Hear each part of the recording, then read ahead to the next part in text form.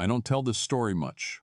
When I do, I clip pieces and speak around them, as though omission might soften the memory. It never does. I still don't sleep well. Nights are the worst when the air is cold and the walls hum, and every light that passes under the blinds feels like it's calling me back to that water. I suppose I'm telling it now because shame doesn't fade. It ferments. There was a time I believed I'd done nothing wrong. That feels foolish in retrospect. 3 winters ago, I worked for a courier subcontractor overnight legal packets, real estate transfers, courthouse copies. The kind of work that pays by distance and leaves you in motel rooms with humming mini fridges and thin towels. It was January, and I picked up an out-zone run from the Upper Peninsula down to northern Wisconsin. Snow, salt, diesel. My world was made of headlights and receipts. I remember the route clearly, 2-lane roads bordered by frozen wetlands and the empty shoulders of shuttered summer cabins. The sky had that lifeless navy color that precedes real darkness. I'd planned to cross by bridge, but ice and wind advisories rerouted everything to the ferry town instead. The ferry ran irregularly in winter locals only, mostly, but dispatch insisted it was operating that night.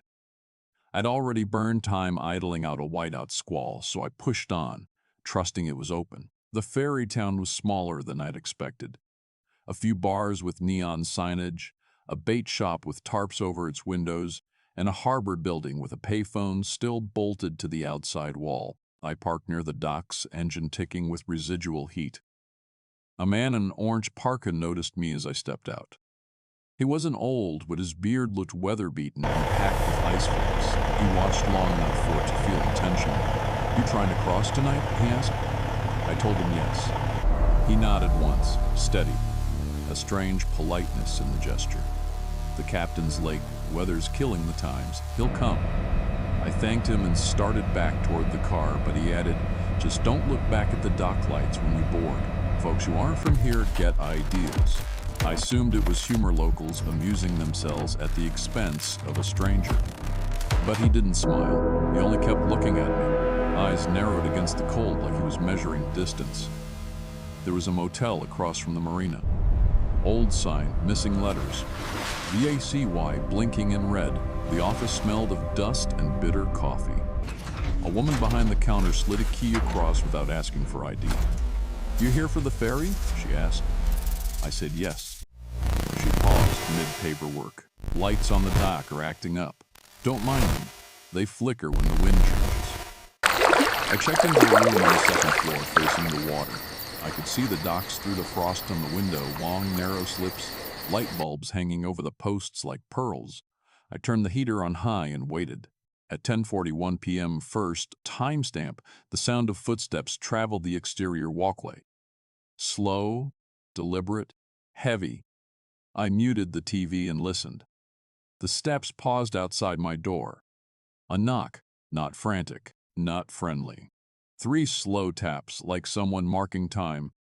I should have spoken, should have asked what they wanted.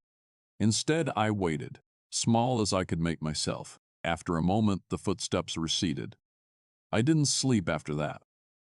At 11:26 p.m., the front desk called to say the captain had arrived and the ferry would depart at midnight. I thanked her, stupidly polite, voice shaking, and gathered my things.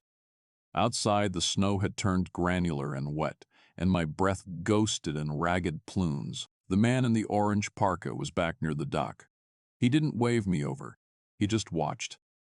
When I tried to nod in friendly acknowledgement, he didn't respond. I told myself I was being paranoid. Small towns have their own manners, and mine didn't translate. The ferry captain was not what I expected. No uniform, just wool layers, a balaclava, and gloves cut at the fingers. He didn't speak when I rolled my car into position, only gestured toward a spot with 2 firm motions of his hand. The dread didn't arrive all at once.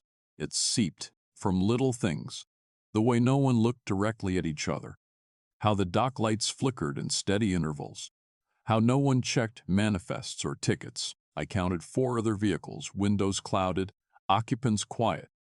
The water looked black against the ice. There was no wind, yet something pressed at my ears like cabin pressure during descent. I loaded last.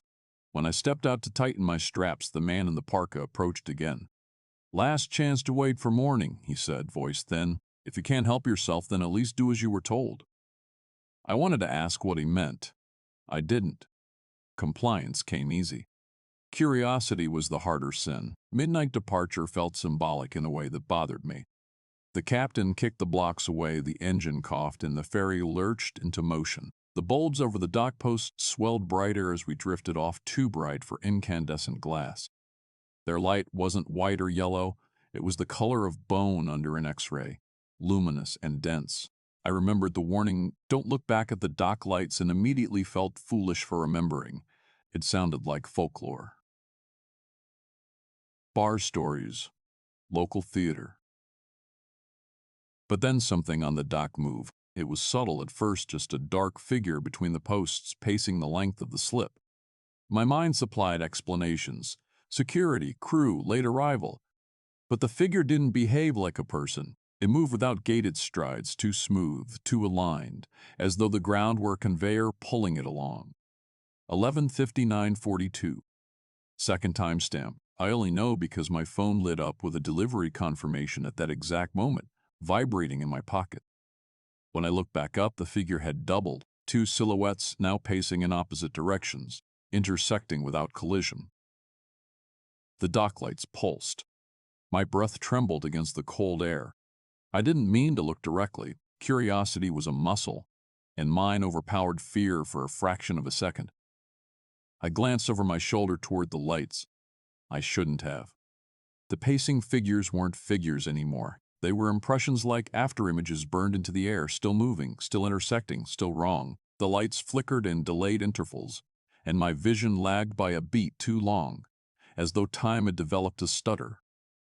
The human threat did not vanish. The man in the parka was suddenly close, far too close, grabbing my arm with a force that felt panicked rather than aggressive. "Don't look back," he hissed, anger taut in his voice. Not once, not for any reason.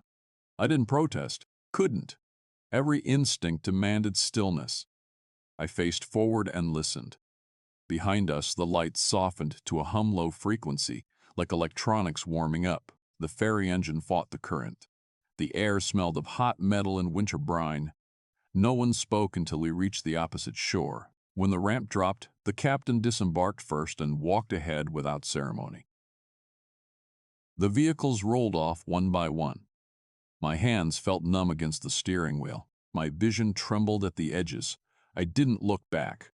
Not then. Not as I drove past the gas station and through the roundabout and onto the state road. I didn't stop until I hit a 24-hour diner half an hour inland. I parked under halogen light and sat there, engine running, heater rattling, heartbeat making my sternum ache. Inside the diner, the waitress poured coffee without asking. I must have looked wrecked. When I asked how far I was from the ferry town, she frowned. "Ferry's been closed since Christmas," she said. Ice took out the dock. "You sure you crossed tonight?" I didn't answer. Couldn't. Days passed before the job routed me back through that region. I went by land despite the extra hours. I considered stopping in the ferry town out of spite, as though confirming it would dilute the fear. I didn't. What I understand now is simple. Explanation is a comfort mechanism, and fear thrives in the absence of comfort. I am not meant to understand what happened on that water. 2 months later, a small envelope arrived without a return address. Inside was a single Polaroid night, water, blurred lights in a perfect line. Along the bottom, someone had written in pencil, 12,018 a.m. My breath caught. I had never told anyone the timestamps. I keep the photo in a drawer I don't open. On sleepless nights, the image returns anyway, docks, lights, silhouettes pacing against rules I never agreed to. I wonder if they ever stopped moving or if they're still waiting for someone else to look back. I don't go near ferries anymore, and God help me, I still can't tell if I disobeyed or if I obeyed too late. I don't tell this story because I want to. I tell it because I don't sleep much anymore, and the hours between 2 and 5 in the morning feel like a mouth, open and patient, waiting to swallow me if I stay quiet. I was 19 when it happened. Between community college classes and a part-time job at a grocery store in the Upper Peninsula of Michigan, winter had come early that year. crusted snow on the roads, lake wind that cut straight through you even if you layered properly. I took babysitting gigs for cash whenever parents asked. It was supposed to be easy money, sit, watch, wait. This one was farther out than usual.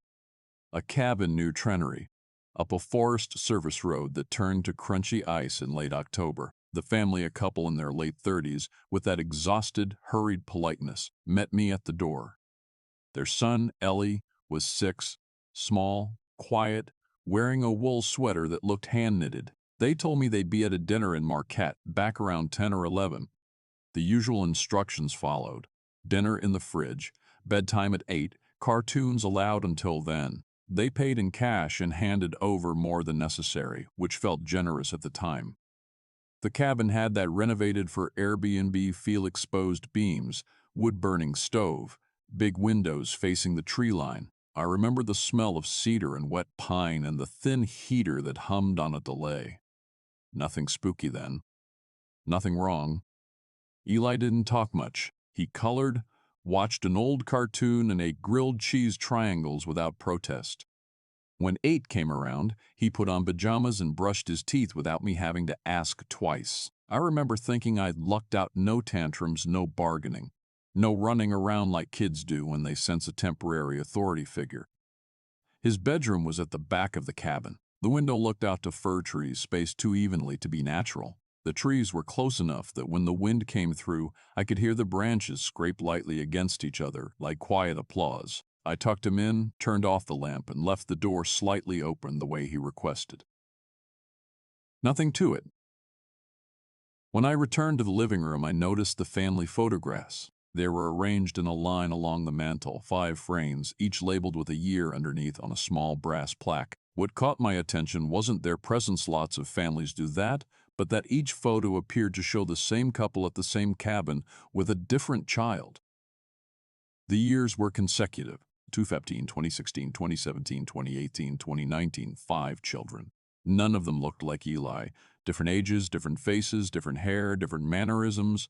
The parents unchanged. Same smiles, same clothes in some photos, same snowbanks in the background. I stared longer than I should have, rationalizing. Cousins? Foster kids? Exchange students? Some families hosted foreign kids over summers. It could be anything. I told myself that and felt a small pinch of embarrassment for speculating. That was the first red flag, small, explainable, ignorable. Around 9:07 p.m., headlights broke through the window. A pickup truck rolled into the clearing and stopped just shy of the porch. I didn't recognize it from earlier. I pulled the curtain slightly with 2 fingers and tried to see the driver, but the cab was dark. I assumed it was a neighbor, maybe checking the private road, or a hunter. The Upper Peninsula was full of them that time of year. The truck idled for a long minute, then shut off. No one got out. I felt uneasy but didn't call anyone. I didn't want to seem paranoid or city soft. After about 30 seconds, the passenger door opened and a man stepped out. He didn't look toward the house at first. He looked toward the tree line as though listening for something. Then he tilted his head upward toward the cabin windows. No motion, just observation. Then he walked around the side of the cabin out of view. I froze, not dramatic, more like polite fear. The kind where you assume if you stay still, someone else will take responsibility for what's happening. I opened my mouth to say something even though no one was there to hear me. A minute passed, then footsteps on the porch boards. Slow. Testing weight. I didn't move. My heartbeat felt like cold water rushing up from my stomach. He didn't knock. That was the escalation, the refusal of social protocol. He just stood on the other side of the door. I could see the shadow of his boots under the gap. Then the handle turned. Not fast, a polite attempt, as if he expected it to be unlocked. Incorrect etiquette worked on me like a trance. I whispered, without meaning to, someone's home, as if stating the truth would negotiate safety. I reacted too slowly. Should have called 911. Should have locked the door earlier. Should have checked on Eli. Should have done so many things. Instead, I just waited to see what would happen. Another light snow had started outside. I could see flakes swirling against the porch light through the thin curtains. The handle jiggled again, firmer this time, as if the salesman tone had dropped. I found my voice and called out, "Hello," weak, like I was the one imposing. Silence. Then the footsteps moved off the porch. Quick, decisive, toward the back of the cabin. That's when control slipped. You can ignore one breach of etiquette. You can't ignore someone circling a building with a child asleep inside. I backed toward the hallway. The heater stuttered in its cycle, making that dry electric click before the blower kicked in. The air was sharp with metal and pine, and I could hear movement outside, boots compressing wet snow. I reached Eli's room just as something scratched lightly along the siding outside his window. Not claws. Something dragged fabric maybe, or metal teeth on wood. "Eli," I whispered. He stirred but didn't wake. Static flooded my ears like the quiet hum you hear after a loud noise, though nothing loud had happened. The hallway seemed longer than when I had walked it earlier. The walls looked bent inward slightly, as though perspective had gone wrong. I blinked, and it was normal again. Not safe. Just normal. The back door rattled, one hard shake, then a pause. I heard breathing through the seam, a warm, fogged exhale against cold wood. I didn't check. I couldn't. The man was no longer being polite. I pulled Eli from bed. He woke, limp with sleep, whispering something that sounded like, "Don't let him in," though maybe I imagined the words because they fit too cleanly. I carried him down the hall. The cabin creaked, old boards protesting weight they were not used to. I felt watched, not just from outside, but from the wrong angles, like the ceiling joists had eyes, like the glass in the windows had pupils. We reached the front entry as the porch boards moaned again. 3 steps, then a 4th, then stillness. I looked through the peephole. No one there, just snow spinning in the porch light. When I blinked, I swear I saw footprints where there were nun shadows shaped like boots, but without any indentation in the snow. Time slipped strangely around, then 9:13 p.m. marked on the microwave clock. Then 9,027 when I looked again.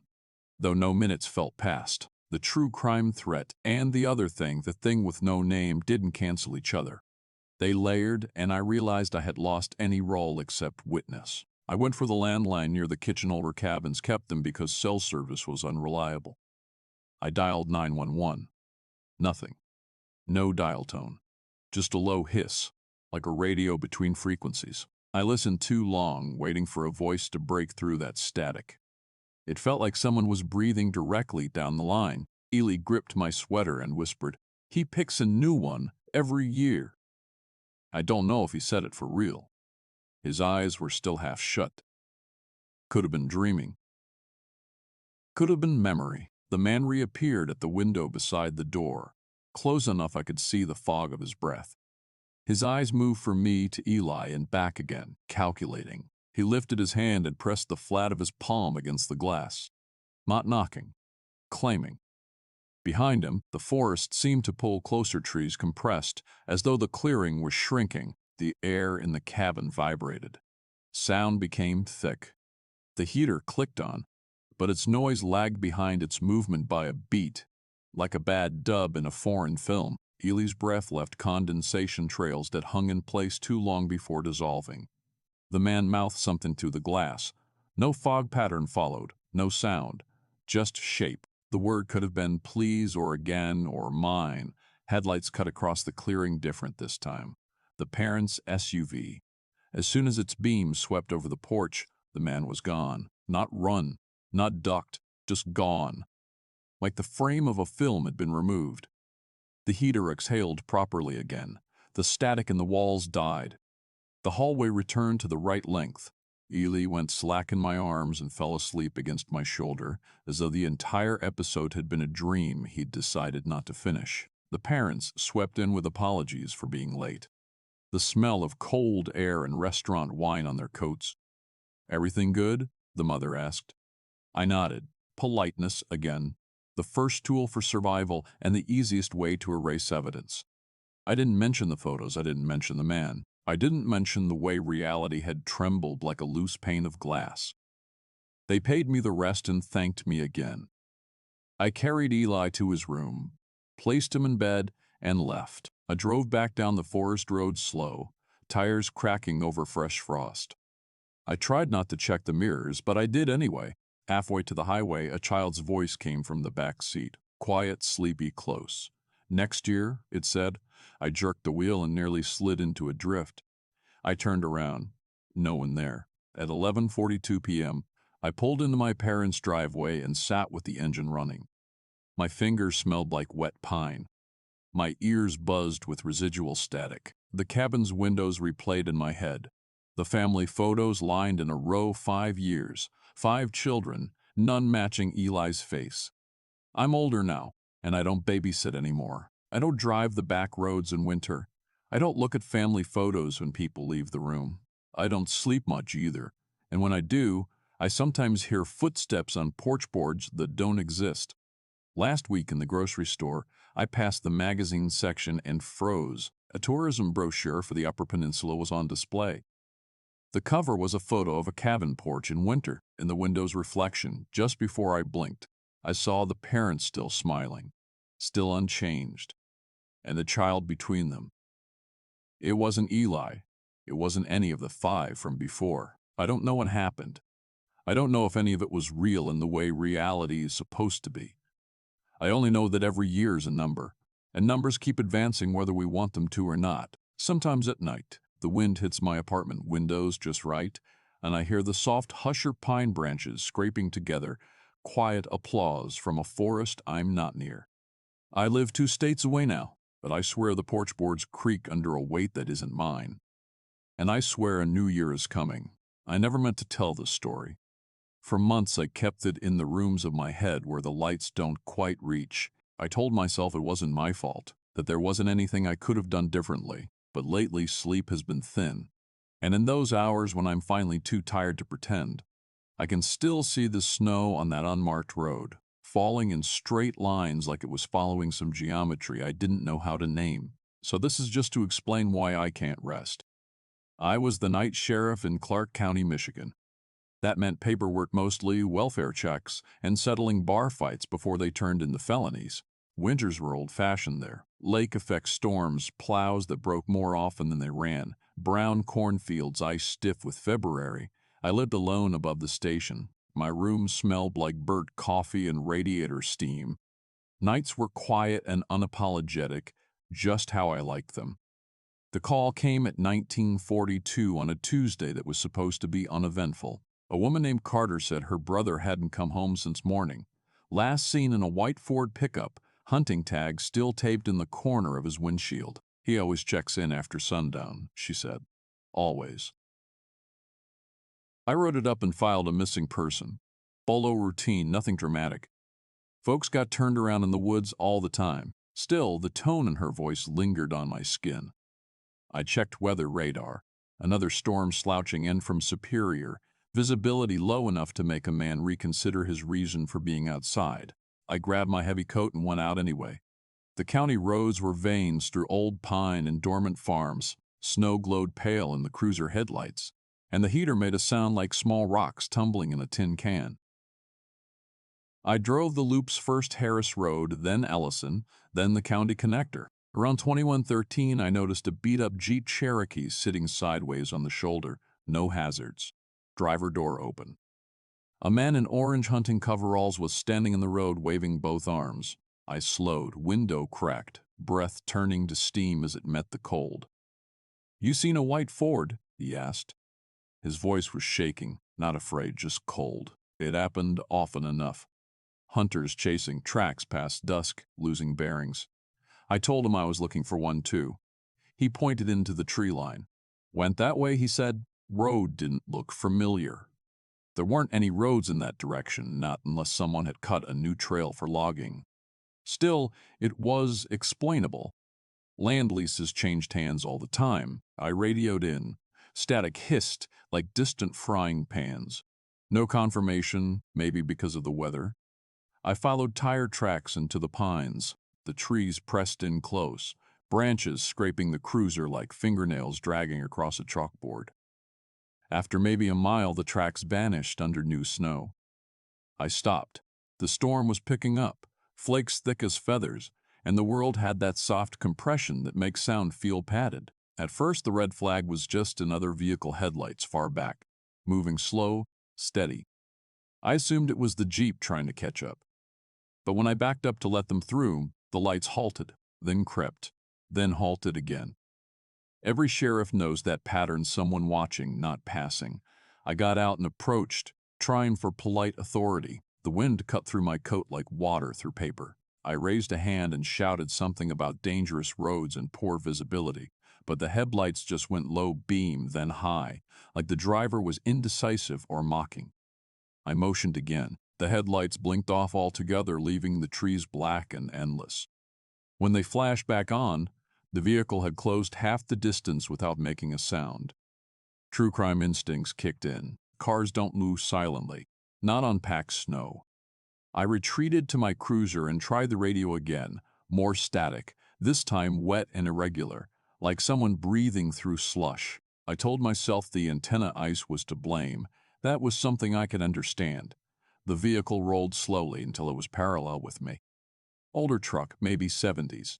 Matte dark paint, no plates. Driver's window down 3 inches. Couldn't see his face, just a gloved hand on the wheel. Evening, I said, keeping it formal, keeping it calm. Roads closed ahead. Storm's rough. You headed out of county? No answer. Just breath fogging the glass. I felt heat crawling up my neck. Panic's smaller cousin. I tried again. Lighter tone, as if politeness could coax common sense out of the air. Look, sir, I'm working a missing person. If you've seen a white Ford. The truck rolled forward, cut me off my own sentence. It turned deeper into the trees where the tire tracks should have stopped, its taillights smeared in the falling snow.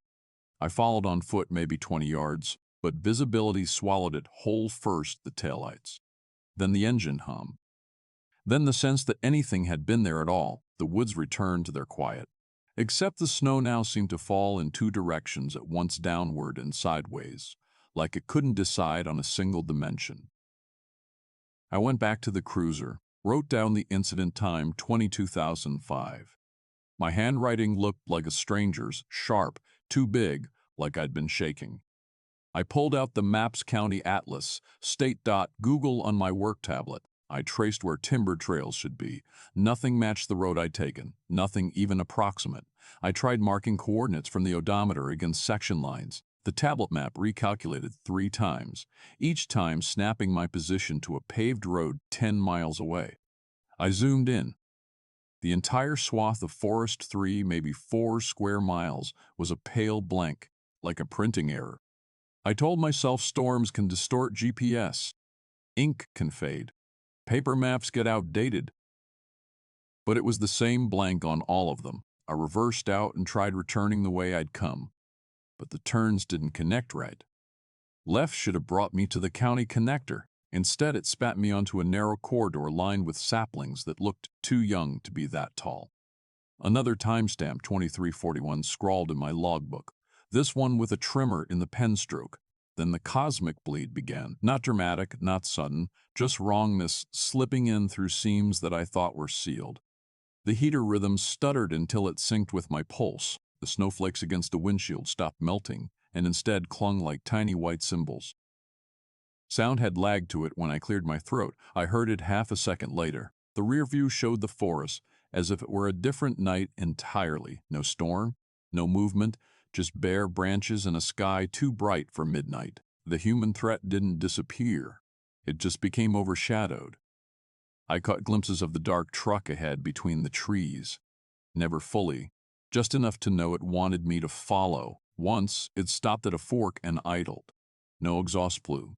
No tracks beneath it, as if the snow refused to acknowledge it existed. When I crept closer, it vanished down a road that wasn't a road, just shadows aligned in straight geometry. I don't know how long that lasted. Time loosened its grip. Could have been minutes, could have been hours. The world didn't give me a choice. It just stopped pretending it had rules. Then, abruptly, the storm thinned. The trees opened into a field I recognized, abandoned grain silos, rusted to orange. Civilization, or the ghost of it. The road widened, and I felt traction under the tires again. I accelerated, not because I had a plan, but because the body knows when to flee, even if the mind is still negotiating. By 1022, I was back on County 6. I confirmed the sign twice. My radio caught signal again, dispatch asking why I'd gone silent for so long. I didn't know how to answer without sounding unfit for duty, so I mentioned ice and low-ground interference lies stitched from plausibility. The missing hunter turned up 2 days later on his sister's porch. Said he'd gotten lost near the river and slept in the truck until daylight. No injuries. No trauma. Nothing unusual except that he was found 40 miles from where his Jeep had broken down. When I pressed him for details, he looked at me as if I'd confessed to something slow, frightened recognition, then refusal to elaborate. I checked the maps afterward, every map, county, state, online, even old survey archives. The patch of woods where I'd driven wasn't blank anymore. Roads were present again, but arranged differently than I remembered. The turns didn't match. The fork wasn't there. The field with the silos had no access route. The dark truck wasn't part of any official record and never would be. I told no one. I kept the timestamps in my logbook because erasing them felt like letting the thing win. Months passed. Winter faded. But sometimes when I'm looking up directions on my phone late at night, the screen hesitates. The map redraws. A thin corridor of blank grid appears where a road should be never long, never obvious, just enough to make my breath hitch. And last night, as I tried to sleep, I heard an engine idle outside my apartment. No headlights, no tires on pavement, just breath and static where sound should have been. I didn't look. I don't intend to. I filed the missing person report. The roads vanished on every map I used, and the universe didn't correct me. It corrected itself. I'm only telling this because it hasn't stopped. I won't pretend I'm telling this because I'm brave. I tell it because I still wait before dawn, already standing in my mind in that rented room by the lake. I tell it because when 6 o'clock comes, I can hear that closet again, even though there's no closet where I live now and no reason for the knocking to follow me. Mostly I tell it because I don't know how to carry this silence alone. It was late winter when I took the room march, but still snow on the shoulders of the road, ice flecking the lake like broken glass. I was new to the area, working seasonal maintenance at a small resort that hadn't opened yet for spring. I was the only one hired early. They needed someone to clear the cabins, check the plumbing, and scrape old paint in the equipment shed. The property sat outside a town in northern Wisconsin you'd miss if you blinked. And I'd rented the room from the owner's cousin, a man who'd converted his detached garage into a 3-room unit for extra cash. My routine was numbingly simple. Wake at dawn, walk the short gravel track to the resort, spend hours with a heat gun and putty knife or crouched under sinks in the stale cold. Lunch was whatever I usually dry stuff. And evenings were spent in the rented room with the rattling space heater and a cheap radio that mostly caught static and farm reports. The lake was always there black at night, pewter at noon. And though the road skirted its edge, you never really saw it clearly through the bare trees. Not unless you went down to the docks, and I rarely did. The first strangeness wasn't the closet. It was a woman who stopped her truck in the drive one windy night as I was heading back from the resort. She was mid-30s maybe, hair in a rough bun, wearing a canvas work coat. Her engine idled like it wanted to die. "Did you just move in?" she asked. No greeting, no introduction. I told her I had just a couple days prior. She stared at me for a long second and nodded at the unit. "Watch your mornings," she said. "That place runs early." I laughed awkwardly, though she hadn't been joking. I tried to ask what she meant, but she waved me off, wheeled her truck around, and backed into the road. I watched her taillights vanish into the dark, caught briefly by a passing gust of snow. I could still explain that away rural weirdness, neighborly cryptics, whatever. People say odd things in small towns, and I was the outsider. The next incident was less poetic. A few days later, just after noon, I came back to grab a different tool. The air smelled of melting snow and gasoline from some ice auger the owner was testing near the docks. When I rounded the back of the garage, I saw a man standing at my door. He wasn't doing anything, just standing facing it, one hand raised as though listening for something inside. No truck or car near him, no gloves. When he heard my boots crunch the snow, he startled, then smiled too quickly. "Thought nobody was in," he said. "Is the owner around?" I told him I didn't know. The owner lived a mile down the highway. The man nodded and left, but as he passed me on the track, he slowed. Close enough that I smelled wet denim and chewing tobacco. "Wondered who took it," he said. "Figures." Then he walked off toward the trees nowhere near the road. I didn't see a truck or hear an engine. I felt stupid for not pressing more, but I told myself it was just local nonsense. Just trespassing on country property, more common than I'd expected. That night I tried to mention the stranger to the owner's cousin when he came by to drop a key to the equipment shed. He shrugged as though I'd told him someone had been walking a dog nearby. "Well, you know how it is out here," he said. "People check on things. Property's old. That unit's older."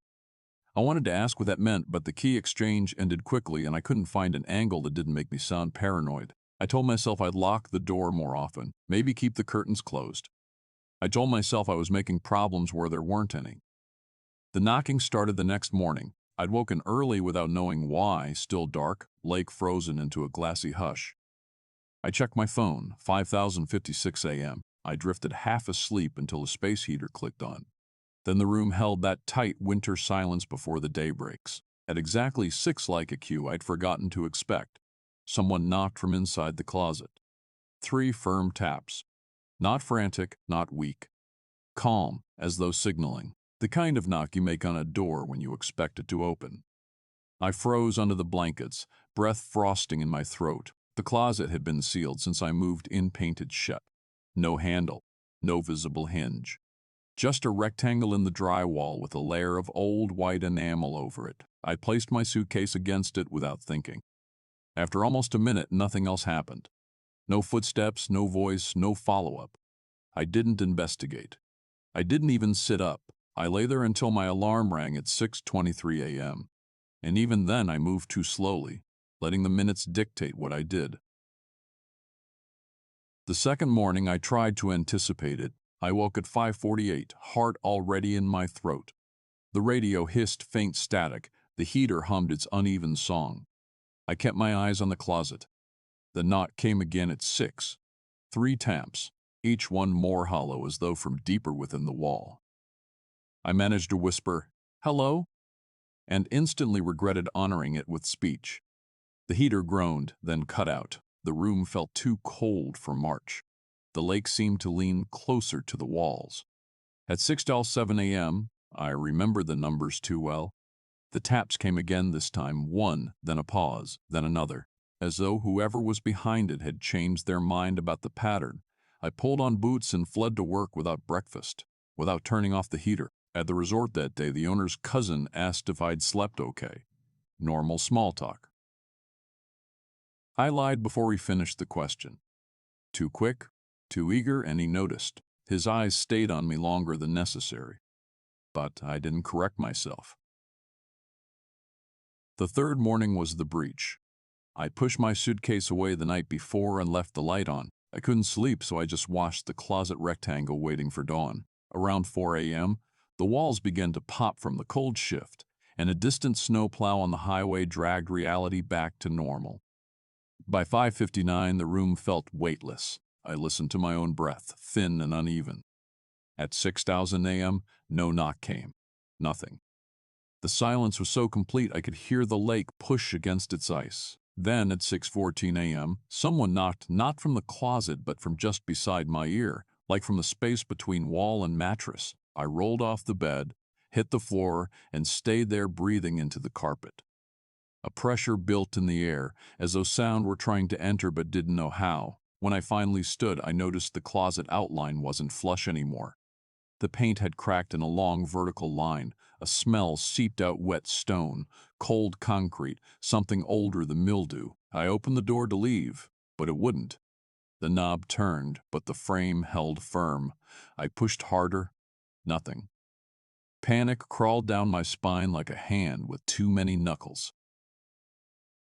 I went to the window. Frost covered the inside, not the outsides, as though the cold were blooming from the room rather than seeping in from the lake. I stopped trying after that. I sat by the space heater and waited for something to choose what happened next. It ended all at once. Around mid-morning, the door just clicked, and the cold left the room so fast I almost vomited. I grabbed my things and walked straight to town, boots punching holes through thawing slush. I didn't go back to the resort. I didn't go back to my last paycheck. I took a bus south that afternoon, then another further south the next day. I told no one why. I just kept moving until the lake was far enough away that I could no longer smell ice in the air.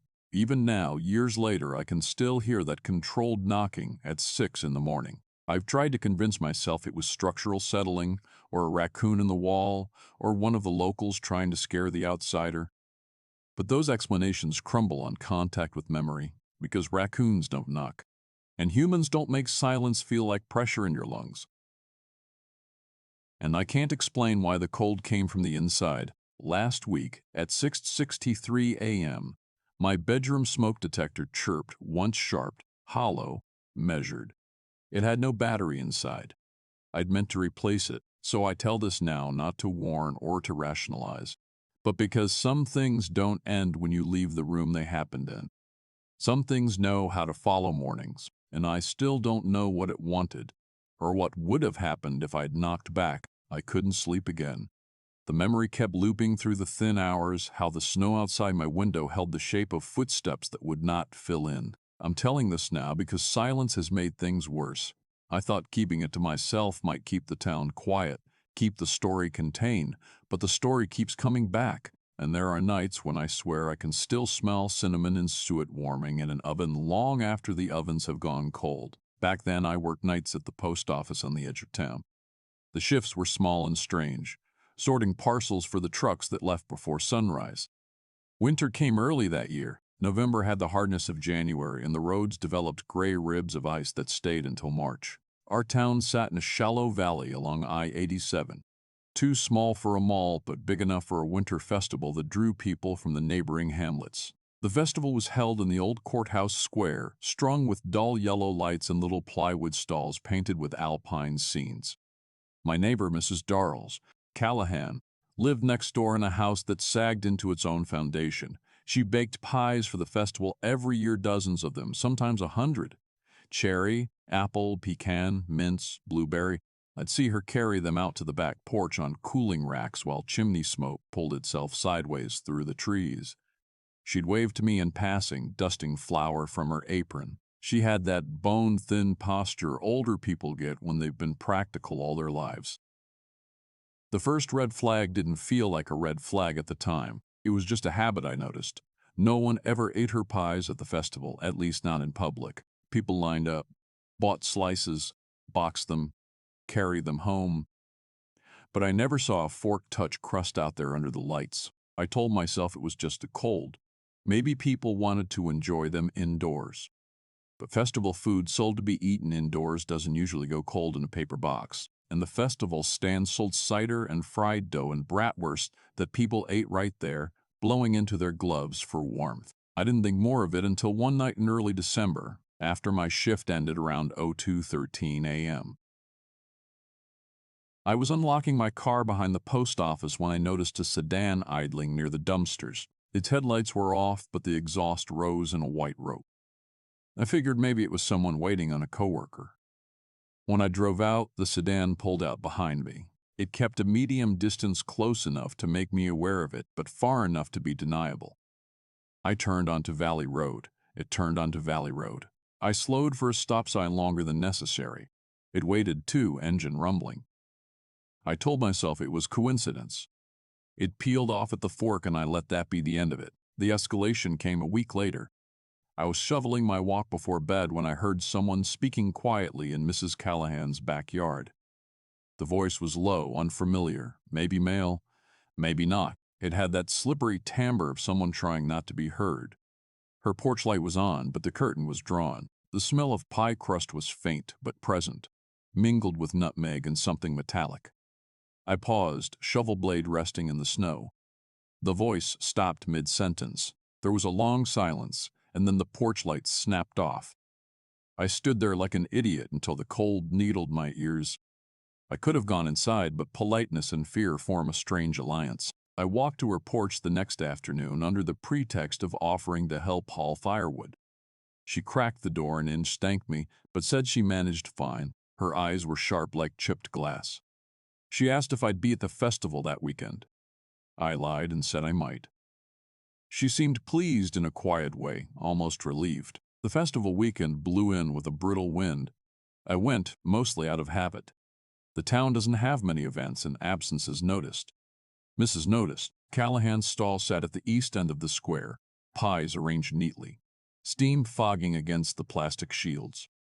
People bought slices and whole pies. Again, no one ate a bite in view. I saw one man carry a cherry slice into the parking lot and place it gently on his passenger seat like a pet.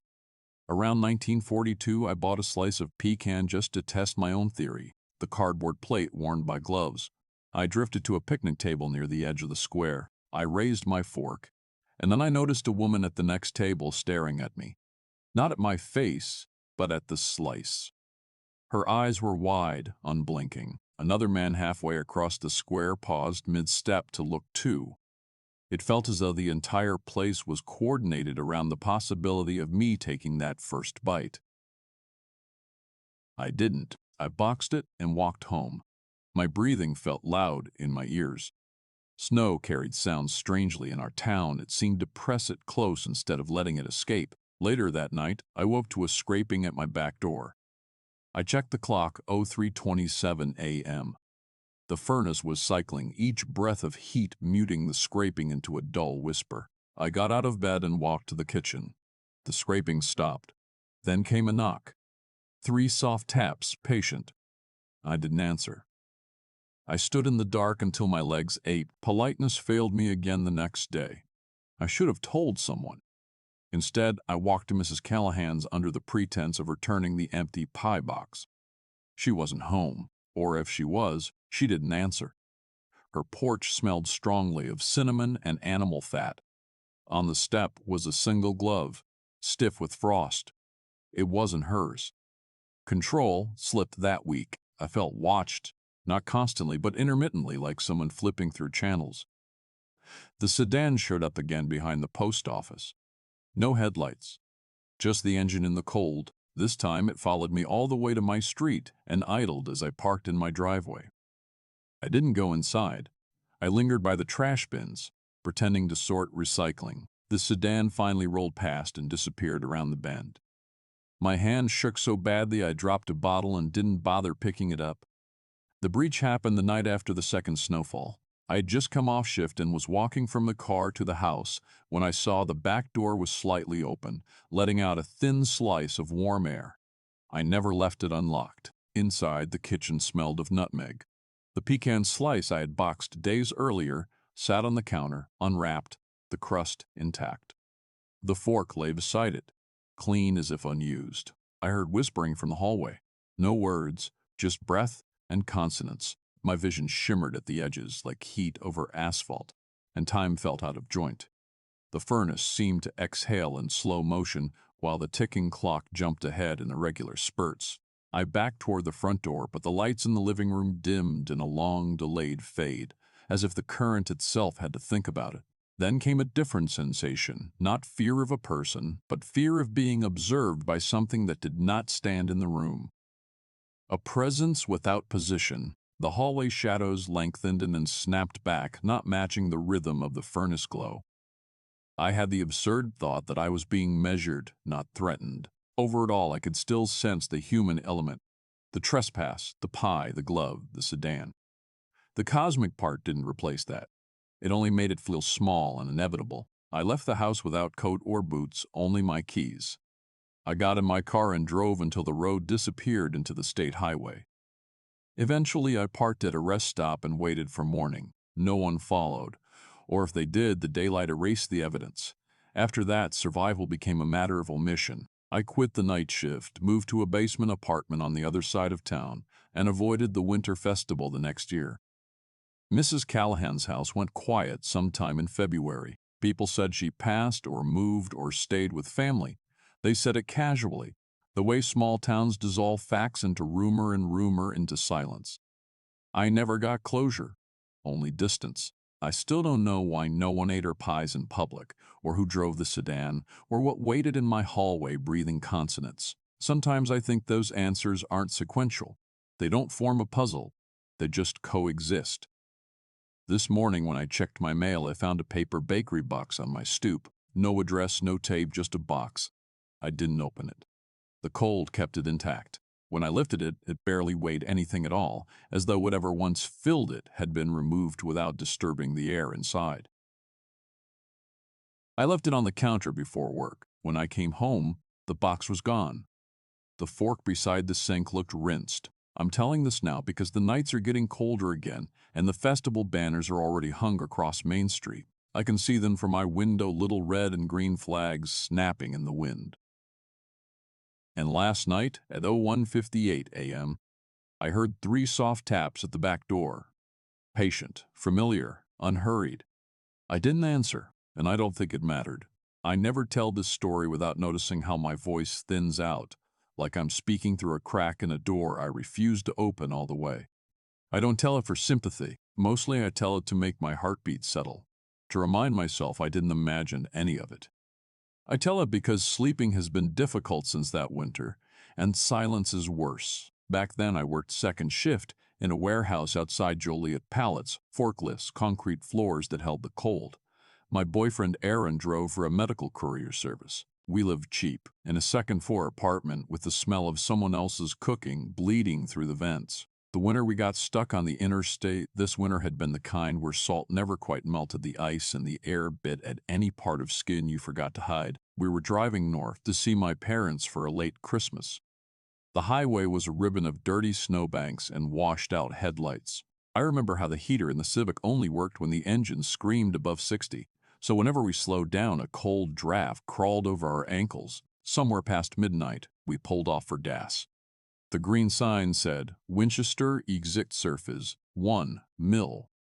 Though the town felt more like a patch of forest bacteria than a community, the station sat alone near the ramp, a rectangle of fluorescent light surrounded by plowed snow as tall as my hips. Inside, under the buzzing lights, the cashier counted bills and didn't look up. A rack of jerky and phone chargers stood by the counter. A wall heater hummed and exhaled warm dust. The air smelled like instant coffee and old mop water. I should say up front, nothing felt supernatural at first. Just late, cold, and tired. The first red flag was human, and I almost missed it. When I went to the bathroom, a man holding a cup of coffee stood near the cooler aisle. He didn't browse. He didn't drink. He just stared at the window like something waited outside for him to finish deciding. He glanced at me only once. Not the curious kind of look, more like checking inventory. I remember the weight of it on my ribs. I went back outside after using the restroom. Snow blew in tiny needles across the parking lot. Aaron was still pumping gas, shivering in his Carhartt. The man from inside came out then, pulling his hood up. He didn't walk to a car, just rounded the corner of the building, disappearing into a strip of yellow light and exhaust fumes. It could have been nothing. It should have been nothing. We decided to grab snacks for the remaining stretch. Chips, 2 coffees, a chocolate bar. It was warmer inside, warmer than any place on that highway. The cashier avoided eye contact so thoroughly it felt practiced. On the far wall, near the bathroom hallway, was a bulletin board, laminated with missing flyers, mostly local faces. Teenagers with hoodies, middle-aged men with tired eyes, a grandmother with a date from 2013. I didn't register the strangeness until Aaron stiffened beside me and whispered, "Is that?" Pinned in the corner, slightly crooked. Taped over an older flyer was a photograph of our car. Same dents on the bumper, same state plate, same number, our license plate. The caption read, "Missing, last seen deck 29. That was the night before. We hadn't been missing. We'd been at home asleep. The heater clunking all night." I read the timestamp twice, 12/29/23:47. Someone had taken that picture less than 20 hours earlier. The background showed a different gas station, judging from the red signage. But the snowbanks were the same height. Aaron whispered, "What is this?" His voice was too thin, too polite, as if the flyer might take offense. I waited for the cashier to explain, to laugh, to say some prankster posts fake plates all the time. Instead, she stared past us at the glass doors, wringing her hands beneath the counter as if waiting for something to appear. When we stepped back outside, the lot was empty except our Civic and a delivery van idling by the dumpsters. The van's engine gave off a low diesel vibration, almost subsonic. Exhaust curled into the cold like cigarette smoke. The windows were tinted too dark for night. I told Aaron we should just go. He nodded and unlocked the car. We pulled onto the ramp, accelerating toward the interstate. The van's headlights came on in the mirror, then followed. That was the moment the true crime part began to take shape. A pursuit that didn't feel fast, just certain. The road narrowed between forests of skinny pines. The snow made the shoulder disappear. A sign announced State Line 14, blinking from somebody's rifle holes. The van kept pace behind us, not close enough to tailgate, but close enough to imply ownership. At 7:12 a.m., Aaron said, "Maybe they're headed the same way." Politeness again, the kind you deploy around strangers in elevators or men who follow you out of bars. At 01:17, the van edged into the passing lane but didn't pass. It hovered there, keeping level with us. I looked across and couldn't see a driver, just a glint where a face should have been. The headlights bleached their side window, making it look like an empty reflection. Polite failure was almost inevitable. Aaron slowed, thinking the van wanted in front. The van slowed too. I told him to speed up quietly because panic would have cracked the glass between thought and reality. He sped up. The van matched again. Neither of us spoke after that. Control had shifted, and we both felt it. When the exit for Winchester reappeared, had it been that close before? Aaron took it without signaling. The van followed, tires popping over the reflectors. The ramp curved down into a cluster of dark houses and snow-buried porches. There were no streetlights, just porch bulbs burning behind curtains. We reached a four-way stop with no signage. Aaron hesitated. The van stopped behind us, engine rumbling like a generator at a distant job site. I could feel the vibration through my seat. My breath fogged the windshield faster than the defroster could clear it. Something about the air got thick, almost oily, with the smell of burned diesel, wet wool, and static. Then a door opened. Not ours, not a house. The sound came from the van metal shifting, then footsteps in the snow. I saw a figure in the mirror, but the mirror lagged, as if the reflection needed time to catch up. The figure moved in two different timings, one in the glass, one in the road. The discrepancy was barely half a second, but my stomach recognized it before my brain did. Aaron whispered, "Don't look at them." I don't know why he said it. Maybe he'd seen the lag too. He turned right. The Civic skidded on a patch of black ice, tires screaming. The figure didn't run after us. Instead, in the mirror, I saw them step into the road and raise one hand as if counting how far we could get. The neighborhood dissolved into dark fields, fences bent beneath snow like old ribs. The heater clicked off, though Aaron hadn't touched anything. The radio filled with static, not loud, just a ghost of broadcast, a station searching for itself. Outside, the headlights caught a rusted billboard. "Welcome me back to Winchester." We hadn't looped, we'd never left. The cosmic piece of it, the part that still wakes me, arrived quiet. The road didn't feel like a road anymore. Trees leaned inward, branches knitting above us, closing what little sky remained. Time slowed in uneven increments. The engine noise fluttered, fast, then slow, like a heart under morphine. Aaron gripped the wheel too tight. I realized then we'd stopped deciding things. Something else had decided for us. When we reached the gas station, the same one, or a version of it, its lights flickered like an insect trapped in resin. Snow was falling even though it hadn't started earlier. The lot was empty, but a warm rectangle glowed behind the windows. Inside, shapes moved that could have been people or coats on racks. Aaron parked without asking why. We got out because staying in the car felt like waiting for the van to reclaim us. My legs shook from cold, but also from something heavier pressure behind the kneecaps, like the air had gained weight. Inside, the bulletin board was gone, replaced by a blank cork surface. No flyers, no faces, no plate. I checked anyway, hands shaking through the pins. The cashier was different a man this time. Older, with a gray beard and a red flannel shirt. He stared at us too long, then asked if we needed directions, like he already knew we were lost in more ways than geography. We didn't answer. We paid for nothing. We just stepped back outside. The snow had stopped. The sky looked wrong, too flat, like it was painted on. The diesel van was gone. The road behind the station led straight to the interstate and nowhere else. We took it. Aftermath was less dramatic than expected. The interstate spit us out near a familiar junction, and within an hour we crossed into Wisconsin. Then into my parents' driveway before dawn. No one chased us there. No one waited. The trauma came later. When we looked up the town of Winchester, GPS showed 3 Winchesters in the region. None had a gas station at that exit. One had burned down 10 years earlier. Another never had a station at all. A week later, a blank envelope arrived in our mailbox. Inside was a single photograph. Our car, parked at my parents' house. The timestamp same style as the flyer read 0170433. No fingerprints, no note, no threats, just proof. I'm alive. Aaron is too. We don't talk about driving at night now, and we don't take exits unless we know what's there. I still don't understand what was human and what was something beyond human. I don't think understanding matters. Every so often when I pass a convenience store bulletin board, my eyes search for flyers I hope not to find. I sleep less than before. Sometimes I dream of footsteps in snow and reflections that lag half a second behind. Last night, heading up our stairwell, I saw a fresh flyer taped to the lobby wall. No picture, just a date, coming back soon. It didn't say for who. It didn't need to. I've been sleeping with the lights on for 3 years now. Or trying to. Sleep slips around me like something conscious, and I keep wondering if I'm staying awake out of guilt or fear. At this point, I'm not sure there's a difference.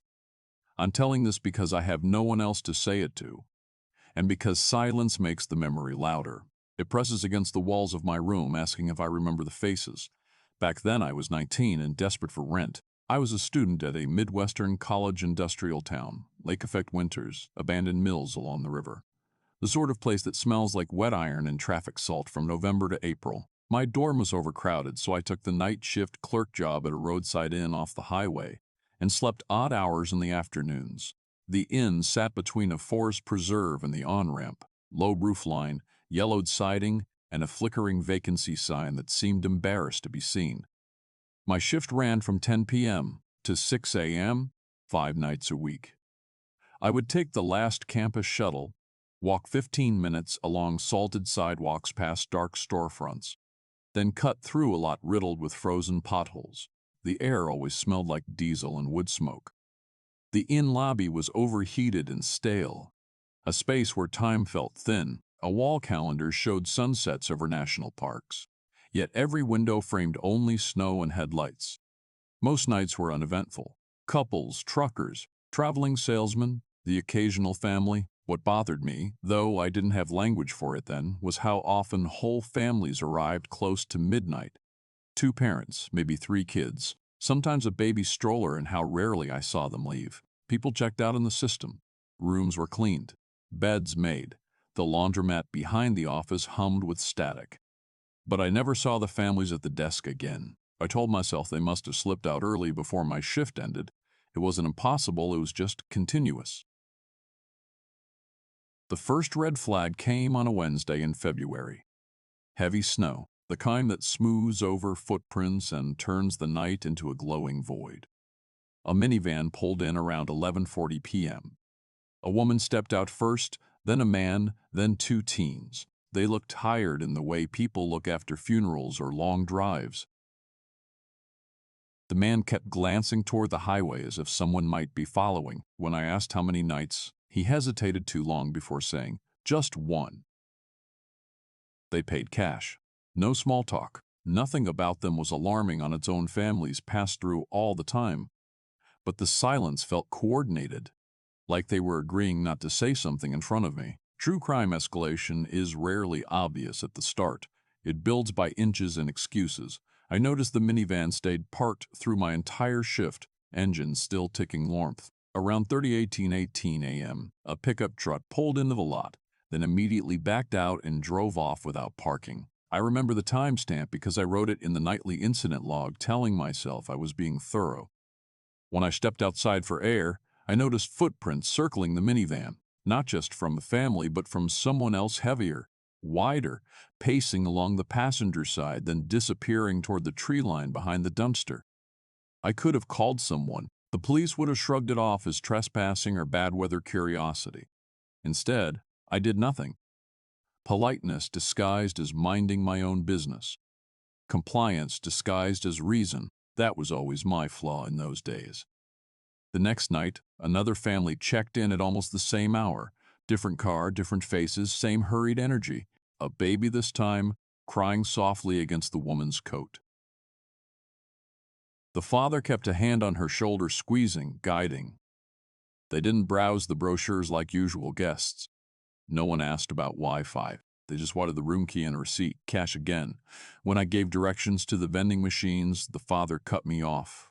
We're fine. That was all. By then I was noticing patterns I couldn't explain. No family stayed past dawn. No family came down for breakfast. The cleaning staff arrived at 6:30 a.m., rolling carts and chattering in Spanish. They never acted surprised about empty rooms. If I asked whether they saw the guests leave, the woman just smiled politely and said, "Reclean what's ready." The social failure part of the story is how I kept adapting to the strange instead of questioning it. I froze under politeness, under the belief that I was just a student and not someone meant to interfere. When the hotel manager asked if everything was normal, he always phrased it that way, normal. I nodded. I didn't want to seem paranoid. Control slipped on a Saturday near midterms. The weather had warmed enough for things to melt and refreeze, giving the town a brittle surface sheen. A family of 5 checked in at 12:07 a.m. The kids looked sickly pale, chapped lips, shadows under their eyes. While their parents signed the ledger, the oldest boy stared at me with this grim recognition, as if we shared a secret I hadn't learned yet. When I handed over their keys, he said, "We won't stay long." The mother shushed him, but she didn't deny it. Around 2 a.m., I heard footsteps upstairs. Not unusual families settle in, but these steps were fast, urgent, running. Then a door slammed. Then silence. I stood at the bottom of the stairwell, listening through the warm air that smelled like old boiler water. Part of me expected one of the parents to come down and complain or ask for extra towels. No one did. At 3:52 a.m., the lobby lights dimmed for half a second. Not a blackout, just a hiccup in the circuitry. The vending machine made a static, choked, whirring sound. The ice maker clicked like teeth. I felt pressure in my ears, like when an airplane descends too fast. That's when I noticed the glass of the lobby doors reflecting the interior on a slight delay. My own movements lagged in them by a breath. I tested it, waving my hands slowly. The reflection followed, but late, as though deciding. Nothing overtly supernatural happened. No creatures, no apparitions. Just the sense that the building had shifted into a corridor where attention felt predatory and patient. The breach came quietly. I heard voices upstairs, urgent, whispers. Then a crash, and I ran up the stairwell out of reflex. No heroism, just panic. The hallway carpet muffled everything. I followed the noise to room 204. The family's door was open an inch. Yellow lamplight bled through. I pushed it open farther, expecting a fight or an injury. The room was empty. Beds made. No luggage. No stroller. No wet boots by the heater. The sheets were still warm when I touched them, as if someone had just stood up. The TV screen showed snow static, but I hadn't seen anyone turn it on. I heard a child's cough echo from the bathroom. When I pulled the shower curtain aside, the tub was dry and spotless. I couldn't reconcile the facts. People don't vanish between minutes. They don't leave made beds and static televisions. I backed into the hall, pulse shaking in my neck. Downstairs, the front door chimed open, then closed. Though the parking lot was empty when I checked, the minivan from earlier had reappeared, parked crooked, frost still evaporating off the hood even though no one had driven it. Aftermath is a generous word for what followed. I didn't save anyone. I didn't confront anyone. I didn't even quit right away. I just survived long enough for the threat, whatever it was, to lose interest or move on. The cosmic part overshadowed the human part in a way I still can't explain. I think the families were fleeing something real, something human and dangerous. And whatever waited in that inn didn't protect them or consume them. It just folded around their escape, or their erasure, or their arrival into some other corridor of night. Eventually spring came. Finals passed. I stopped working there. No missing persons reports ever matched the faces I remembered. When I asked the manager about the families, he looked at me like I was telling a joke without a punchline. People check out, he said. That's how motels work. Trauma isn't the chase. It's the realization afterward that you understood none of it, and that understanding would not help you if it returned. I still dream of the inn sometimes. In the dreams, I'm always at the desk, counting bills, waiting for the glass reflection to catch up to me. A residual threat lingered last winter. I got a padded envelope in the mail with no return address. Inside was a motel keycard wrapped in a gas station receipt dated 3:52 a.m. The ink was smeared but readable. The receipt listed nothing purchased, just the timestamp and the word "approved." I didn't go back. I never will. Families check in. That part makes sense. But I still haven't seen them check out, and some nights, when I'm too tired to fight sleep, I worry that no one ever does. I hadn't told this story to anyone in full until now. It comes back when I'm between sleep and waking, when I hear tires on wet asphalt, or the groan of winter wind against my apartment windows. I don't tell it because I want to. I tell it because silence hasn't helped. The dreams keep replaying the bridge, and the caretaker's face and the awful question of how I stayed alive at all. Back then I worked nights for the county maintenance department. Water lines, roads, salt, garbage pickup for the outlying townships. Whatever kept the small towns running while most people slept. The winter I'm talking about was a rough one. Northwest Pennsylvania, 2015. Snowbanks swallowing mailboxes, salt dusting every doorway, and the river that carved its way through the county freezing in strange ribbons, as if the water was trying to climb over itself and out of the valley. My shift ended usually a little before 2 in the morning. I'd take the same route home, past a cluster of old farms, an abandoned rail spur, and then the single-lane truss bridge over the river. That bridge was the only reason my commute was 20 minutes and not an hour. The alternative road looped around the valley and wasn't worth the gas. Locals called it Hollow Bridge, though I never found out why. The first night it happened, I was still thinking about the pipes we'd spent hours thawing in a trailer park up near Kessler Road. Hands numb, face cracked from the cold, and clothes soaked through from crawling in the slush beneath cheaply skirted mobile homes. The heater in my pickup wheezed like an asthmatic dog, but managed to blow just enough air to keep the windshield from fogging. I remember seeing movement near the cemetery that sat 100 yards before the bridge. Just a small plot, fenced with low iron rails and crowned with a statue of some Victorian angel peeling with rust. A figure with a shovel trudged along the fence line. In winter, the caretaker sometimes worked odd hours, clearing snow from the older graves for the families who still came to leave flowers. It made sense, or at least it didn't register as strange. He didn't look up as I passed. The shovel scraped ice. The sky glowed with that sick orange you get when streetlights bounce off low clouds. I drove on. Halfway across Hollow Bridge, the night seemed to lean in no other cars. No wind, no river sound. Just a sudden tightness in my throat. I took a sip from my thermos to keep awake and tried to ignore the prickling sense that someone was walking the bridge behind me. The second night was when the first red flag showed. Same shift, same route. Snowfall light, temperature dropping below 15. The cemetery caretaker stood in the exact same posture at the fence line, shovel at his feet, but this time he stared directly at my truck as I approached. His expression was blank, almost embarrassed, like a stranger caught peering through a window. Our eyes met for a half second. Nothing happened. He just tipped his chin as if to greet me, but didn't wave. Again, I crossed Hollow Bridge. Again, the air pressure seemed to change. My ears popped. I felt a vibration in the floor of the truck that wasn't the engine. It was faint, like someone dragging a broom across a barn loft. When I got home, I told myself that old cemeteries attract old caretakers, and that they probably have their habits.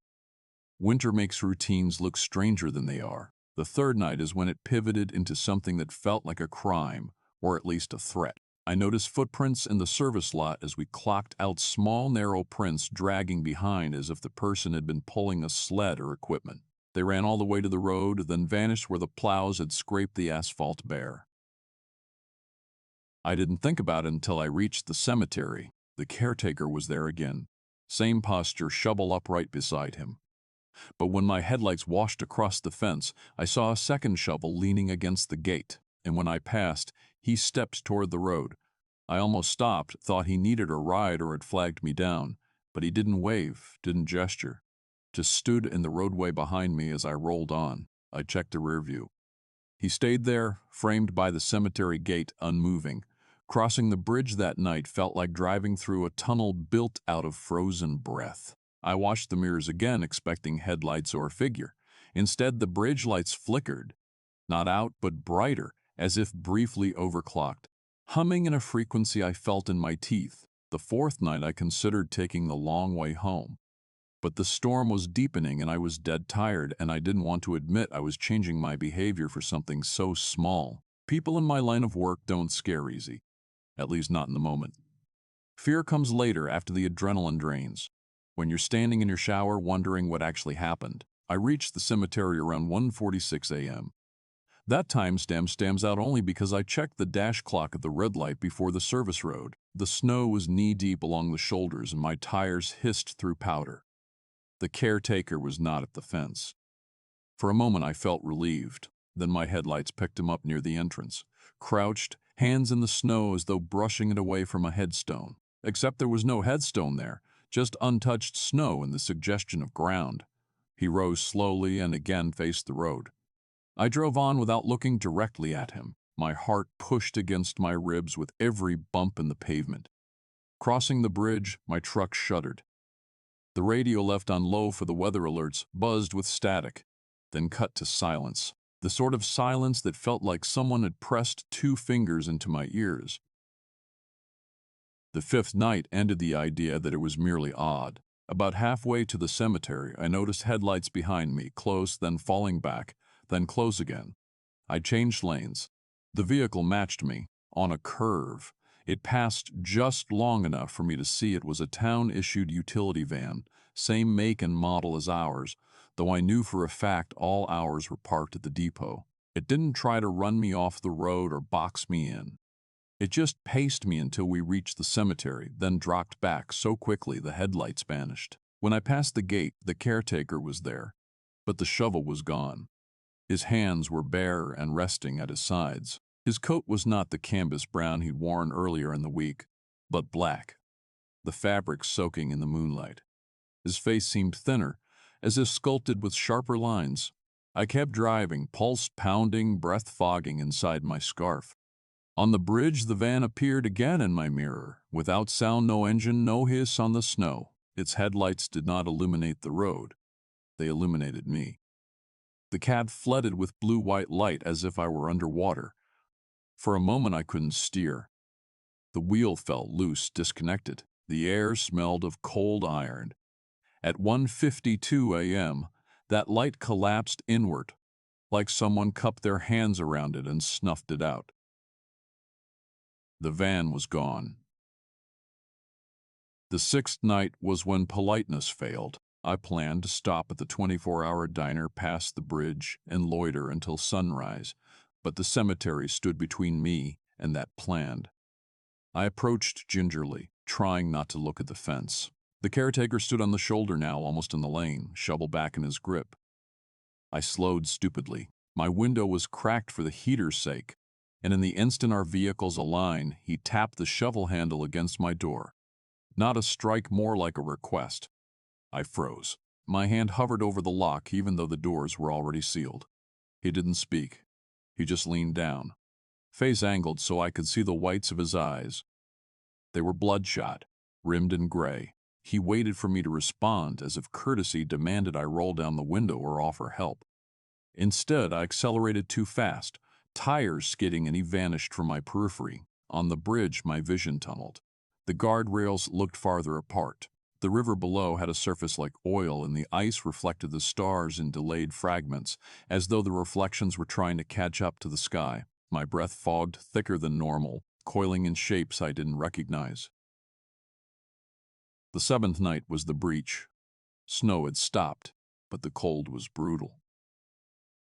-7, according to my truck. I felt brittle, scalp aching from dehydration, joints stiff. At the cemetery gate, the caretaker was nowhere. Shovel nowhere.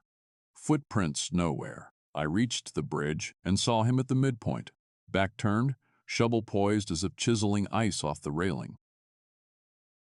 There's no pedestrian walkway on Hollow Bridge. I braked hard. The truck skidded sideways, stopped inches from the guard. My hands trembled on the wheel. He didn't react. He simply turned his head over his shoulder, impossibly slow. Not all the way, just enough for me to know he knew I was there. Then came the sound. Not wind, not metal, not radio. A hum that felt older than machines, vibrating through the bridge's beams. My teeth hurt. My vision pixelated at the corners, small squares of darkness swallowing the horizon before spitting it back out. The caretaker walked toward my truck, except the space between us didn't behave correctly. One step brought him 3 yards closer. Another step placed him at my passenger door. The truck's dome light flickered even though the door stayed shut. I couldn't move, couldn't reach the shifter, couldn't blink. He raised his hand and pressed his palm to the glass, skin white with cold, nails rimmed in gray. The truck's heater roared and then died. Frost sittered across the windshield from the point his palm touched, as if his body heat worked in reverse. I whispered, "Don't," though I didn't know what I meant by it. He lowered his face to the glass, but his reflection in the windshield lagged behind the movement by a breath, as if space itself was unsure which of them to honor. Then, without transition, he wasn't there. The bridge was empty, my truck jolted engine coughing to life, and I lurched forward onto the far side. No van behind me, no footsteps, no sound but my heart hammering in my skull. After that night, I took leave from work, told them it was family matters. They didn't ask questions. Small towns respect silence. Weeks passed. I didn't cross Hollow Bridge again. I avoided that whole side of the river. I moved apartments. The nightmares came anyway. Sometimes I dream of shovels scraping gravel. Sometimes the delay in reflections mirrors taking a moment too long to answer.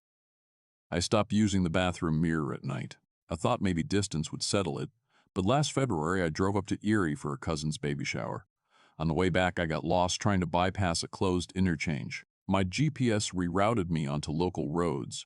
Windshield fogged, heater straining, radio low for road conditions. Snow began again, thin and dry.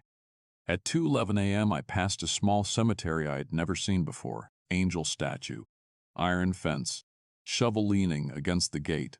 I didn't stop, didn't slow, didn't breathe until the rows of stones were gone from my periphery. The highway finally swallowed me up, and for a while I believed I'd left it there. But today, coming back from work, there was frozen gravel tracked across my parking spot, as if someone had shoveled it, as if someone knew where I lived now. I tell myself there are explanations, workers, plows, timing, but when I unlocked my apartment door and stepped inside, my hallway mirror fogged over with no humidity source, and a faint rectangle of clear glass lingered in the center. Shaped like a palm. I don't know why I passed the caretaker 3 times without turning around. I don't know why the bridge behaved like a doorway, or why the van never made a sound. I only know that I crossed and survived, and that survival doesn't feel like a gift. It feels like a deadline. I've been sleeping with headphones on for 4 years now. Not for music, just for noise. Something constant, something that keeps the mind from drifting back to winter and the river and the pews. If I don't drown it out, I start remembering the dates. And who they matched. Back then I didn't talk much about what happened. I still don't. I'm only telling it now because I'm tired of waking up in the middle of the night, soaked in cold sweat, listening for footsteps in an empty hallway. It was February. One of those dry winters that still feel wet somehow sparked with fog. The river swollen, but not frozen. I was 22, living with my parents in a small New York border town that no one stops in except for gas or cigarettes. I worked nights at the packaging warehouse off County 9, 10-hour shifts, fluorescent bulbs, and a heater that rattled like it was chewing gravel. My commute wasn't long, 15 minutes if the roads were clean. I'd come home after dawn, hands stinging from cardboard cuts and cold steering wheel, and sleep until afternoon. Life wasn't exciting, but it was predictable enough to feel safe. That Sunday, Dad woke me up early. He'd read about an old riverside church being restored for tourism. Quaint colonial thing, he called it. Mom wanted to see the inside before renovations changed it. My kid brother Ethan, 14, just wanted to get out of the house. I didn't want to go at all, but I'd been turning into a ghost in my own home, and I figured the fresh air might snap me out of it. The church sat about 20 minutes upriver, past the mill ruins and the shuttered campsite that used to host summer fairs. The sky was low and pale. Snow on the shoulders of the road looked like wet salt. The river to our left dragged sheets of ice downstream like broken glass. When we pulled in, there were cars, maybe half a dozen, angled on a dirt turnout. Families mostly, a couple in bright winter coats. Someone walking a dog. It didn't look like the kind of place where anything bad could happen. I remember that vividly, the normalcy of it. The first red flag wasn't supernatural. It was just a man, tall, bundled in an old army jacket, leaning against the church door. At first I thought he was a volunteer or guide, but he didn't acknowledge anyone. He just watched, not intensely, just with this idle attention that felt wrong only because nothing else about him demanded notice. Inside, the air was cold and tintless. No stained glass, just plain windows looking out to the river. The pews were oak, aged dark, arranged in 2 rows divided by a narrow aisle. My parents spread out, taking photos for no real reason. Ethan dragged his gloves across the pews like he was brushing dust from fossils. It didn't take long for him to notice the engravings. He bent over and squinted. "These are dates," he said. I walked over and saw it, thin, neat etchings along the upper back rail of each pew, just deep enough to hold shadow. January 17, 2027. March 2, 2028. August 14, 28. August 14, 2029. Maybe memorials, Dad said, like for past parishioners. But the years were wrong. They were ahead of us years. No one had lived yet. On the far side, other visitors were noticing too. Murmurs. Phones raised for pictures. The couple in the bright jackets tried to match the pews to something: local events, restoration dates, anything that made sense. It was around then the man in the army jacket came inside. He didn't join the group, just walked slowly down the aisle, passing each pew like he was reading something invisible on the floorboards. The true crime part didn't feel like horror yet. It felt like awkward social tension. Dad tried to ask him if he knew anything about the engravings. The man stopped mid-aisle and looked at Dad without blinking. "It's not for the church," he said. His voice sounded like it was trying not to shake. "It's for the river." Then he walked toward the side exit by the choir pit and slipped out onto the riverbank. Mom laughed nervously like he was just a local eccentric and not a threat. Everyone resumed pretending nothing had happened. That was the polite failure, our instinct to smooth over whatever didn't fit into normal life. Ethan kept reading dates. Some had initials beside them. Some didn't. He found one that made him stop talking altogether. E.H., March 19, 2031. Those were my brother's initials. No one noticed but me. Time inched by. People began to leave. The couple, the dog walker, a family of 3. There was no reason to stay, but we didn't leave either. I kept glancing out the windows, scanning the riverbank for the man, expecting him to be gone. He wasn't. He paced along the narrow strip between the church and the water, hands in pockets, head bent to the sky like he was listening for something beneath the wind. The light dimmed. It wasn't even late, just winter. At 4:12 p.m., Dad said we should get going. We headed toward the door we'd come through, but the moment we stepped outside, the man looked up and froze mid-step. "You're leaving too early," he said. Dad tensed. Mom shifted closer to Ethan. I stayed still, the rest of my weight tilting forward like my body was making the decision for me. Church closes at 5, Mom said, polite, pointless. The man shook his head. River doesn't. That was the escalation, unmistakable, direct, not playful, not poetic, just off enough to signal danger. Dad tried to brush past him with an excuse us, but the man stepped sideways, blocking the narrow path to the parking turnout. His jacket brushed Dad's coat. That small contact felt louder than shouting. We're just trying to leave, I said. My throat felt raw, like the cold air had turned solid. The man didn't answer. He just stared, calculating something I didn't understand. Then he stepped back and let us pass. Too easily. Control slipped the moment we reached the car. Dad's hands shook as he searched pockets for keys he already held. Mom told Ethan to get in the back. I watched the church door. It creaked open again. The man followed, slow and steady, never speeding up but never stopping either. At 4:19 p.m., he was at the edge of the turnout. At 4:21 p.m., he was at the rear bumper. Dad tried to start the engine, but it sputtered cold choke, carburetor cough. He cursed, turned the key again. Nothing. The man leaned down by Ethan's window, not knocking, just looking, and for some reason that was worse. Mom whispered, "Please just go." Too quietly for him to hear, or maybe too quietly for her to believe he could. When the engine finally turned over, Dad threw it into reverse, tires sliding on packed snow. The man didn't move. Dad swerved around him, fishtailing toward the road. Only once we reached asphalt did I look back. The man was still in the turnout, still watching, still waiting. Sleep should have erased the edges of it, but that night the timestamps kept scratching at the back of my skull. 4/12/119, 4:21. Meaningless and heavy at the same time. I went to work.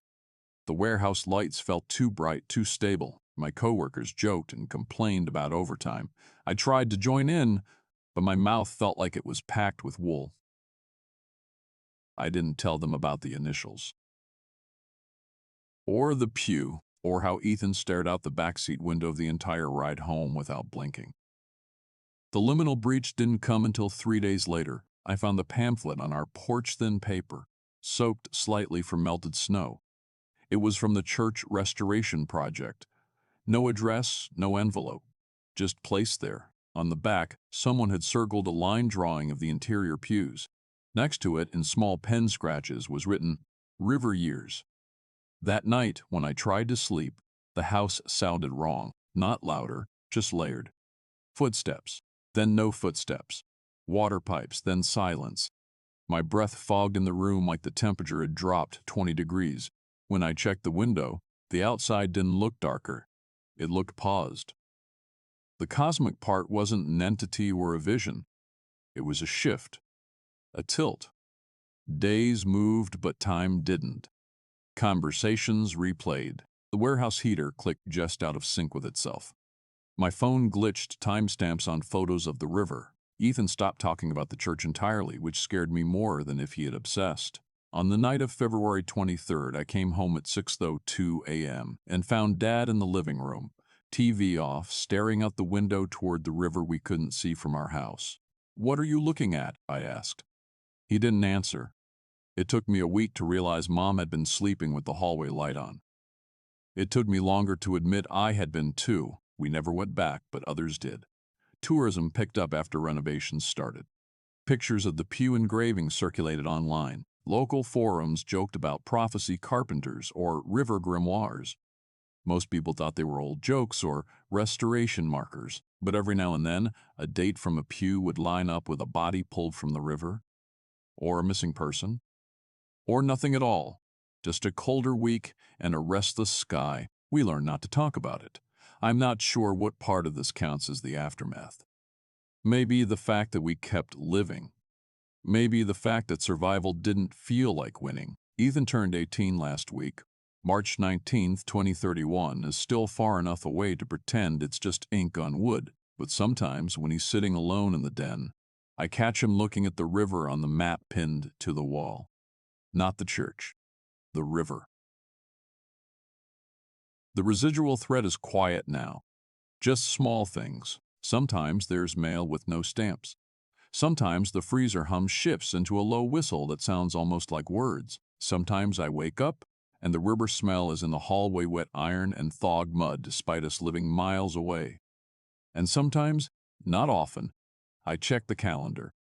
Not for birthdays or holidays, for space, for time, for dates I don't remember writing down. I've never spoken about the trail in a straight line before, not even to the psychiatrist the county paid for after the incident report. I tell this now because I don't sleep and because silence makes the memory louder. I don't want forgiveness. I just want distance. And there's no other direction left to walk. Back then I lived in a rented room over a hardware store in a town that had no right to exist except for logging season and the highway that bent around it. I did maintenance for the county campground from October through March. Trash, frozen pipes, propane refills, minor storm damage. It wasn't a dream job, but I liked being outside, and I liked how winter fog softened everything into shapes you could mistake for kindness if you didn't stare too long. The trail system behind the campground climbed into forested foothills that belonged to the state. Boundary markers, thin aluminum tags, hung from trees every 100 yards. Hunters used them, so did survey teams. On calm days, I'd hike for an hour before shift, just to feel my lungs clip against the cold. The morning it happened was unremarkable. Tuesday, low 30s, heavy fog, crusted snow. I'd slept through my alarm and swallowed coffee that tasted like burnt leaves. I remember the fog swallowing headlights as I locked up and walked toward the trail. I remember how my boots found frozen earth, how the air stung enough to make the world feel earned. The first red flag didn't feel like one. A man in an orange rescue jacket stepped out of the fog on the ridge trail. He waved before I could.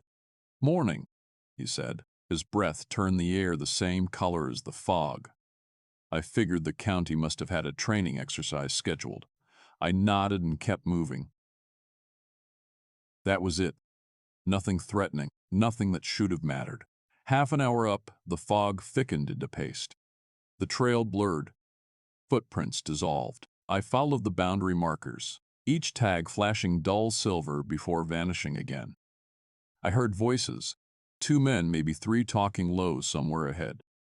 I thought they were more rescue volunteers. Training season made sense. It wasn't until I turned a switchback and nearly collided with them that I understood how wrong it looked. 3 search and rescue men stood on the trail, same orange jackets, same face shields frosting with breath. One held a radio.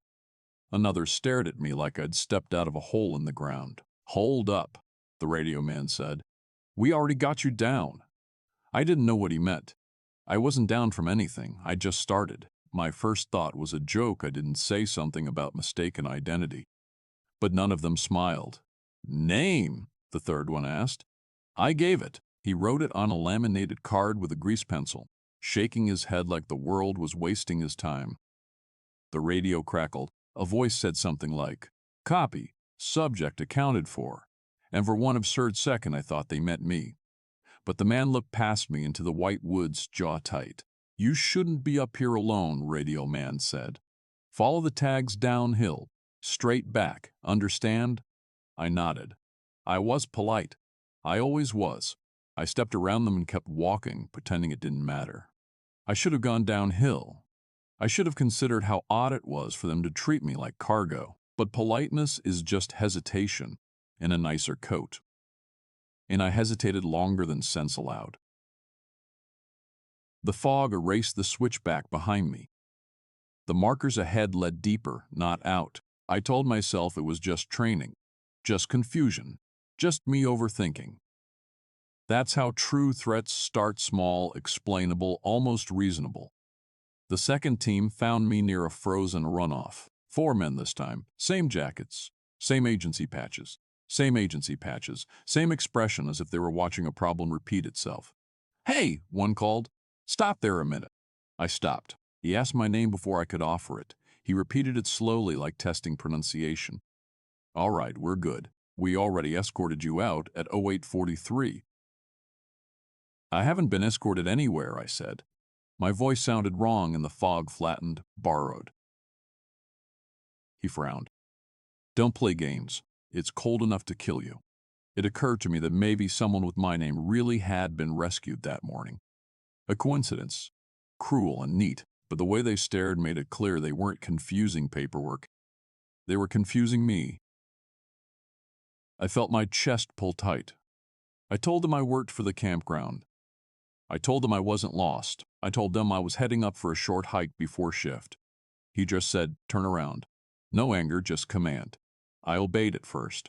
I walked downhill until the slope leveled and the markers veered east. For a few minutes I thought the situation would resolve through compliance, the way awkward social encounters sometimes dissolve if you shrink enough. But the markers, those thin silver tags, began to appear in places I didn't remember.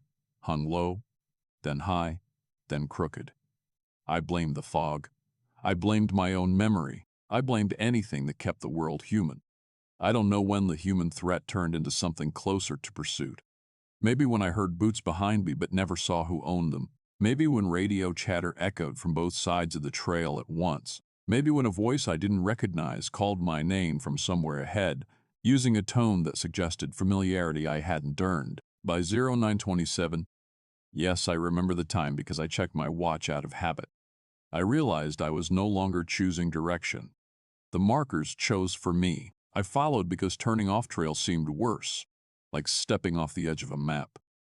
My breath tasted metallic. My ears rang. I felt watched, but not seen, as though something was cataloging my movements rather than reacting to them. The breach happened near the old survey post, just a rusted iron stake wrapped in faded tape. I reached for it as a landmark, something fixed in a world going soft, when the fog brightened without light. Sound dulled. The snow line around my boots looked wet and reflective, like ice forming a lens. The fourth rescue team emerged from the whiteness. 2 men this time. Their jackets were soaked, and their eyes tracked me without blinking. "We found you," one said. "No," I whispered. "You didn't." "Twice already," the other added, "and once before that." They stepped closer. I stepped back. The fog shifted behind them, and I saw shapes, people, maybe moving in slow arcs as if pacing a perimeter I couldn't see. I felt my pulse drop into my stomach. Something was wrong with the timing of their movements, like the world had missed a beat and kept playing anyway. "Come on," the first man said. He reached for my arm. I pulled away, not with heroism but fear. The snow gave. I slid down the embankment, branches snapping against my shins. I didn't shout. There was no point. I don't remember falling to a stop, only standing again and realizing the fog had thickened into curtains. I couldn't tell if it was morning or evening. My watch read 11:52, though I swear no more than 30 minutes had passed. That timestamp is burned into me, the way trauma sometimes nails a number to a wall. The forest felt too quiet. My breath didn't sound like mine. When I turned, I saw a searchlight sweeping through the fog. Though I heard no engine, no footsteps, no radio, just the beam, slow and deliberate, as if controlled from a distance. I followed the boundary markers because nothing else felt stable. They led straight into a clearing that shouldn't have existed, an old cut block from logging decades before. The fog here was thinner, tinted faintly yellow like nicotine on glass. 8 or 9 rescue workers stood in a loose circle. Some held ropes, some held stretchers. None acknowledged me. In the center of the circle lay a body wrapped in thermal blankets. I could only see the boots, same brand as mine, same wear on the instep. I opened my mouth, but nothing came out. One of the workers checked a pulse, then nodded to another as if confirming a job finished hours ago. I took a step closer. The body's boots shifted. I swear they did. Just a slight twitch of the toe, like someone dreaming about walking. I backed away. No one followed. No one spoke. The fog swallowed the clearing as I turned. The forest corridor narrowed. The markers multiplied, 5 or 6 on a single tree, all pointing different ways. I chose downhill, though downhill no longer felt like down. My legs shook with cold. My teeth hurt each time I breathed. Eventually, the fog thinned enough to reveal the campground's utility road. My truck sat where I left it, roof dusted with frost, the world looked unchanged, which felt like the cruelest part. I survived because nothing stopped me. That's the best description I have. I drove straight to the ranger station, but no rescue exercise had been scheduled. No teams deployed. No one reported a missing hiker with my name. The dispatcher looked at me like I was drunk or concussed. Maybe I was. Doctors ruled out hypothermia, trauma, stroke. The incident report turned into an administrative curiosity and then into silence. When I think about it, about the teams, the body, the timestamps, the boots, I don't try to force meaning. I just stay awake longer than I should, listening to snow melt off the eave like someone pacing overhead. I moved apartments 3 times. I don't hike anymore. Fog unsettles me in ways I pretend are manageable. I still get mail from the county sometimes. Survey updates. Hunting closures. Last month an envelope arrived with no return address. Inside was a laminated rescue card, the same kind I saw on the trail. On it, in grease pencil, was my name and the time 0843. The plastic smelled faintly of cold. I threw it away. It didn't matter. A week later, another arrived with a different time. No explanation, no request, just accounting. I sleep less now. The fog is coming back for the season.